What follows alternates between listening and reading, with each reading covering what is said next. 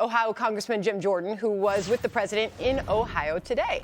And there he is now. Congressman, good evening to you. How did it go today? How was the president's arrival there received?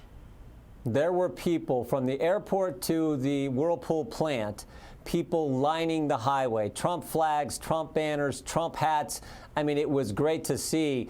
So this poll today that says the president's even with Joe Biden in Ohio, I would bet my house that that's not accurate and that the president's going to win this state. Just like he did in 16. He won it by 8.5 in 16. I bet he's going to win it by more. So I feel really good. The president gave a great speech, and the people of Ohio know that this president is Ohio manufacturing and American manufacturing's best friend. Why was it important for the president to visit there today?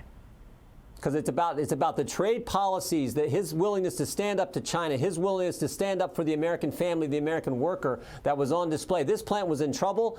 What was happening with Whirlpool and the competition they faced and different things that were going on, the dumping of steel and everything else, this president has stood strong. And the folks there at the Whirlpool plant, they understand it. And right now they are humming along. They're selling washers and dryers and dishwashers like you can't believe, because this president is fighting for hardworking families all across this country, and he got a great reception. Well, some of his critics say that it looked like a weakness on his part. He's seen his weakness in the polls there, and he felt that he needed to go defend a state that, as you mentioned, he carried by 8 points back in 2016. To that point, I'll put this piece in the Hill up on the screen. I'm sorry, let me just put this up. If the election were held today, this is a piece Republicans are fearing disaster in November. I'll get you to react to it. If the election were held today, it writes, we would lose the House, the Senate, and the White House.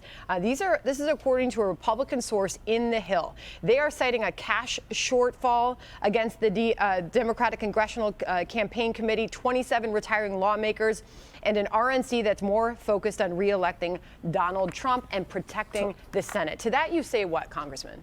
Totally disagree. Totally. This president, just like in 16, when he defied all the polls and all the conventional wisdom that the swamp has in D.C., the swamp is wrong so many times. So I completely disagree. This president's going to win. He's going to have coattails just like he did in 16. I think we're going to take back the House. Look at all the special elections, Sandra. Every single special election. Guess who won? Republicans. Look at the seat in California, where for the first time in 22 years, the Republican House candidate took back a seat that the Democrats had. Mike Garcia, great candidate, great member of Congress. That's why we're going to win. This president, he understands how you connect with the American people.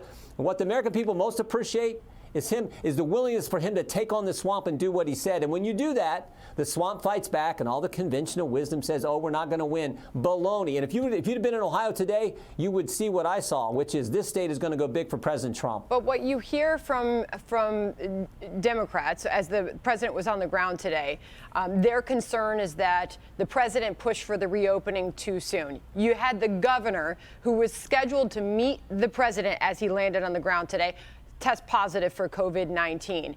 Are you concerned the impact? You noted the polls. The president said he doesn't believe them. Are you concerned that the pandemic will affect or impact the president's chances of winning Ohio? Well, look, the economy was humming along. We had, record lowest unemployment. We had wages up. We had the tax cuts, the regulations that were reduced, and everything was going. Lowest unemployment in 50 years. All that's happened. Then you get the virus. But look at the rebound. The Great American Comeback is off and running, and we saw the numbers today. Yeah. Market was up. We saw the jobs numbers that are coming out. They're good. So things are moving in the right direction. This virus is serious. We wish Governor DeWine the best. He's showing no symptoms, in my understanding. Well, we wish him the best. I think you're going to see I think you're going to see this comeback continue to happen. And again, I think the American people so appreciate a president who is willing to go fight for them and do what he said. And that's why he's going to get reelected. Last point on manufacturing. The AP today saying that he promised a manufacturing renaissance, but that has failed to materialize. Manufacturers added jobs during the first 2 years of his presidency, but the gains effectively stalled in 2019, they write. As you look at those numbers, do you fear that Joe Biden will be able to make the case that he did not follow through on his campaign promise? No, look at the numbers under President Trump versus Obama and Biden's numbers. There's a huge increase in manufacturing output, a huge increase in manufacturing jobs. Go to the Whirlpool plant that I was at today, and you talk to any worker there, and they appreciate what President Trump has meant, the trade policies he's enacted. Look at the record sale. Look at what's happening in the automotive industry all across our state. I have one of the biggest manufacturing districts in the country, and people in manufacturing understand what this president has been doing in his America First policies. Wait, before I let you go, do you have a stat on that? Because I pulled up the data, and it says that when he took office, President Trump, when he was inaugurated, yes, Ohio's manufacturing employment was 686,000. In February of 2020, before the pandemic, it rose to just over 700,000. By my count, that's 14,000 jobs added.